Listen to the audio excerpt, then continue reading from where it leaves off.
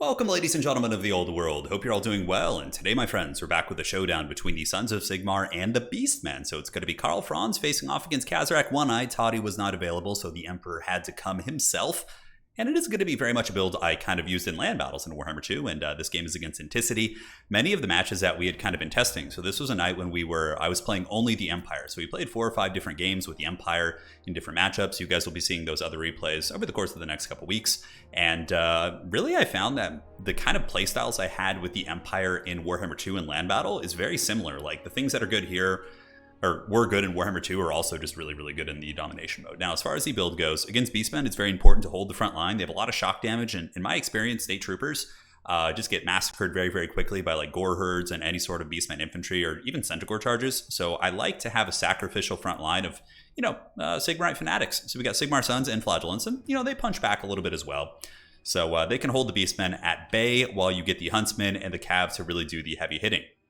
So double Huntsmen, don't need to explain why. Centaurs, Razorgores, Minotaurs, you name it. Like all that stuff on the Beastmen roster, these guys are going to be extremely good against that. Knights of the Blazing Sun are also great with the current state of Pit of Shades being extremely overpowered. The Knights of the Blazing Sun with the spell resist, it's a nice little boon. And on top of that, you need clearing power. Like Empire Knights can kind of clear, but not really.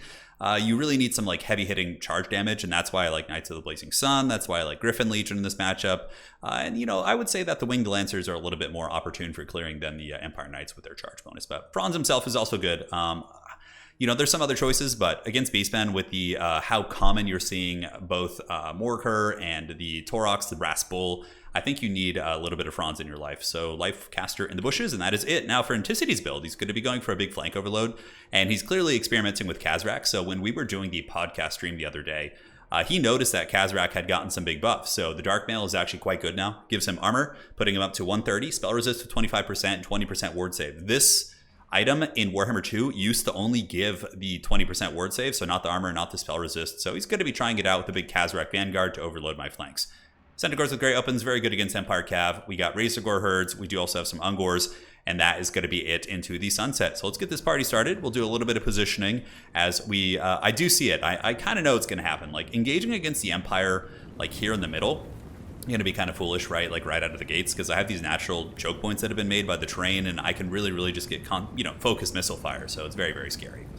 Knights of the Blazing Sun, going to be eyeing the prize, and now I'm just starting to kind of plan how I want to approach this. So I summoned some Spearmen with shields to just be buffering, and again, State Troopers do get buckled hard, but seeing that his entire army is like lightly armored cav, I'm like, I have to bring some spears.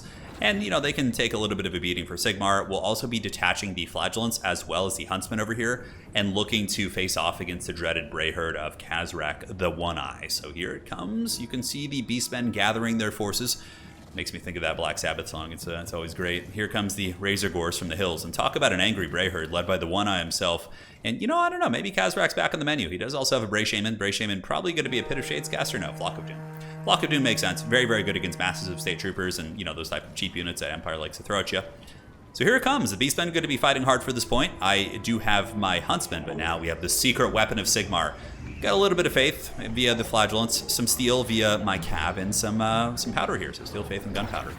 Hellblaster volley gun, very, very good in domination. This is something we talked about in our hypothesis videos where we were articulating the power of mid-ranged artillery on certain domination maps. So I do like this counterplay from Anticity. He sees that I'm overcommitting here, and he does pull in some chariots to try and take my isolated infantry, but we do respond with some Knights of the Blazing Sun here. Really nice Flock of Doom coming down. That was beautiful. Hits my State Troopers, hits my Huntsmen, kind of tickles Franz a little bit, but for the most part, he should be fine. Huntsman shooting in, going after the Razorgore Herds, trying to soften those guys up. Knights of the Blazing Sun going to couch those lances, and we'll just say for Sigmar. I know Knights of the Blazing Sun got their own thing getting in there, but huge countercharge. And the Sigmar Sons are going to be salvaged here by the Knights of the Blazing Sun. Now back in the epicenter of combat, the old One-Eye is going to be leading the charge. His chariot getting in there, he's got his whips out, but the Hellblaster volley gun singing into the Sons of Goro. So in the back of those guys going to be taking a pretty heavy beating. Knights of the Blazing Sun pulled back behind the spears and will be countercharging back into those pigs right now. And Franz is going to be going in for the duel. So he's got the support of the Flagellants, and Franz is now going to be getting attacked by the Sons of Goros and the Great Weapons, but this is where he shines, man. And he's going after Khazrak. We got the Gall Miraz going, we got all the buffs, we got the heals going down, and as usual, Khazrak is getting his butt kicked, so pretty normal stuff. Free Company Militia coming in the Vanguard reinforcement point. Light shooting is going to be effective here, and we also got a little bit of sneaky business ourselves, so the Beastmen aren't the only ones who can do the sneaky, as we have a Free Company Militia pushing onto the Ungors back here, and those are just unarmored Ungors with no shields. So I was like, ooh, sign me up for this. Now, Knights of the Blazing Sun going to circle back and around after having cleared out the Tuskor threat. We have a big pit fight going down here, and we started to pull ahead pretty heavily on the value here. Knights of the Blazing Sun going to be surrounded by the Sons of Goros here, and Karl Franz also going to be battling the Centaurs with the great weapons. Flagellants and State Troopers holding well. Franz does have a couple leadership buffs via Hold the Line, as well as the Reikland Runefang, so he can do some good work. Centaurs still trying to push past my lines to get to that Hellblaster volley gun, which has been shooting relatively unimpeded this entire time. But look at the value, man. So many of these very expensive, Grog hooves back here, and the Sons of Goros are just getting Last Samurai, and you can see they're actually just broken from the firepower from the Hellblaster volley gun. Another Flock of Doom going down, Franz going after the caster. The middle is being held, and on the far side, you can see the Free Company Militia, just like we talked about here, doing an excellent job clearing out those Ungors, so we'll hopefully be able to grab that. Chariot's coming back in, can't really do anything about this, but this is why I love Unbreakable units. They're just going to take a fat Chariot charge to the face for Sigmar, and they're not going to complain. They're going to love every second, as long as they're devoting themselves to Sigmar, they're stoked. But, as expected, we have Khazrak getting his butt kicked. I'm sure many of you guys, you Khazrak enjoyers, I feel like it's funny. Beastmen are actually a bit of a meme in tabletop as well. I heard they were a bit of a meme in fantasy, and I've also seen that in the current age of Sigmar, the Beastmen are like Beasts of Chaos have just always been like about suffering, and the people who play them really just suffer. So Khazrak teleports back to the warp there to prevent the Beastmen from taking the penalty for losing their lord, which is a very good play. Knights of the Blazing Sun get a heal, regrowth going down, slowly pushing back the Bray Herd. You can see they're really running out of steam over here, and Franz is going to start getting terror routes and probably pushing them off the side of the map. In the middle, we have a second wave of pressure, and I did use the Zentler's Reiksguard in the Vanguard summon point. So cool. And here they come, Lance's Couch for Sigmar once again. Big hammer into those guys. Centaurs are going to get dunked on super bad by the Zentler's Reiksguard. They're one of my favorite domination units for the Empire. Having Vanguard deployment on such like a hard-hitting, impactful unit, I think it's just so good. So now that I felt the side point was kind of under control, yes, the Beastmen still had it, but I knew the Knights of the Blazing Sun and the Free Company Militia and the Jade Wizard would eventually push them back. Franz is going to be making his way over to the middle objective, trying to hunt down that Bray Shaman, who's just been so elusive this game, but really good counterplay from Anticity. Using the Centaurs as throwing axes, he's able to really pick apart my Zentler's Reiksguard, which of course are very vulnerable to those types of weapons. Franz still trying to find a fight. Looks like he got a little bit slow there, going to be jumping in. On the far side, the Free Company Militia are battling their way through the hordes of Beastmen.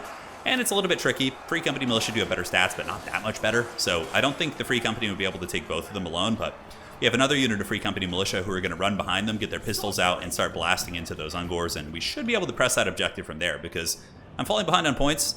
The middle objective is being threatened pretty heavily by the Beastmen. We still have it, but they do have the capture weight advantage with all this mobility here, but I'm hoping that the Flagellants and Franz with the terror routes finally getting that Bray Shaman down, so no more Flock of Dooms should do the trick. And you know what, guys? The mid-ranged artillery, the Hellblaster volley gun of the gods, shooting in there, really wailing into them, and quite happy with it so far, honestly. Look at that, getting in there, putting some work in, as we do see the dreaded Centaurs continue to battle the Flagellants. Not a terrible fight for the Flagellants, but we're kind of in a situation where, due to the Beastmen dual pushing, at this point we were up on value by about 2,000, but Beastmen mobility are just so good at threatening side points. Like, I still wasn't able to get this one back yet. Knights of the Blazing Sun, of course, finally take those out. And we do have the capture weight advantage. Looks like Beastmen going to send in some Razorgors to try and buy time, but I preemptively sent some Flagellants to go try and get that back. Now, Chariot's back here, going after the Hellblaster volley gun. Hellblaster volley gun has gotten about 2,000 value so far, so happy with that. But the Beastmen were able to kind of route me off the middle. I had to pull Franz away to try and go deal with that Chariot back there, which was probably a mistake.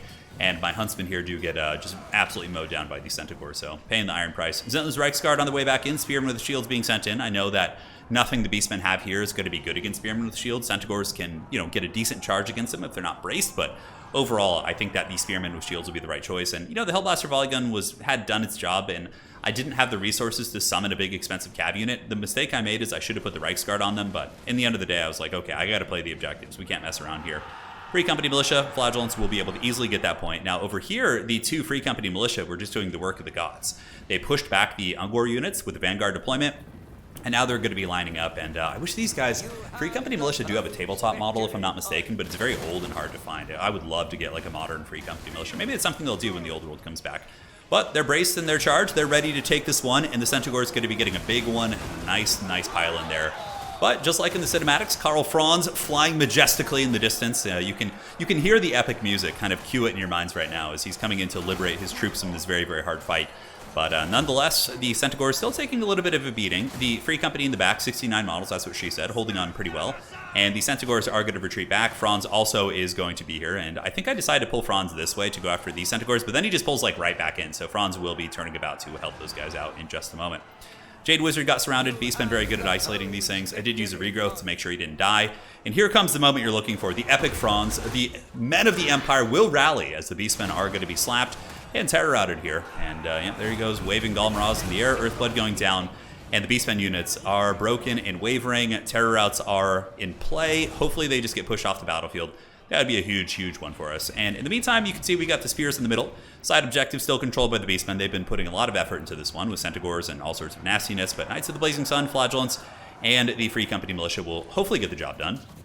I feel like the Free Company could probably win this fight. I mean, they have a high model count, 120. We do get the pistol shot as they charge in and take a bit of damage, but nothing terrible. And we do summon in some Huntsmen in the back, so Huntsmen shall be putting some anti-large shafts right in the face of the Centaurs, doing some good work. You can see big damage going down. And that is more or less going to be GG. We had a pretty big value lead. The Sons of Sigmar held on there. And the Beastmen, of course, had their sneaky tactics, but really, Khazrak One-Eye was kind of the issue, as you can see the Empire cleaning up the last vestiges of the Beastmen. And we get the triple cap there. So yeah, Khazrak, I think, Anticity and I talked, like, we're both kind of like saying, like, yeah, if you had just brought like Torox or a better Lord, although I guess Khazrak just kind of got caught. Like, I feel like a Torox would be better, though, because he could go fisticuffs with Franz, and it's like a whole different game. Granted, Franz usually has a favorable trade against Torox, in my experience, because he gets the charge on him, and then he gets, like, all his items popped, and if Torox is, like, trapped somewhere, like, Franz will win that fight, especially with regrowths, so something to consider. But, yeah, it was a fun one. Empire Cav was solid. Free Company Militia. Hellblaster Volley Gun was super MVP. And, yeah, it's a really fun matchup. I feel like this matchup, and this is something I can also articulate as we cast more of these games, we kind of both somewhat agreed that Beastmen versus Empire seems like an even matchup. It's just like Warhammer 2 land battles. Some of the other ones you'll be seeing, we have Empire versus Vampire counts. We have Empire versus Lizardmen. And I don't know if we'll get to casting every single one, but yeah, there was a lot of really good ones. So stay tuned for that, but well played for now. It was quite a fun game. Knights of the Blazing Sun, 2,200 value there. Super nice. Zentler's Reichsguard also... yeah, not as much value as you think. They did stop up quite a bit, though, and I did have the Royal Altorf Great Fights in reserve. But, you know, honestly, I'm starting to think maybe just like cheaper Cav, like 2 Empire Knights would be better than this. Who knows? Anyways, GG, well played. Sorry for you Khazrak fans. He'll be back. You know, I think he's a lot better. I think there's some matchups, like against Dwarves, he's going to be pretty good. So we'll see. I'll try him out sometime. GG, well played. See you next time, and that is it for today.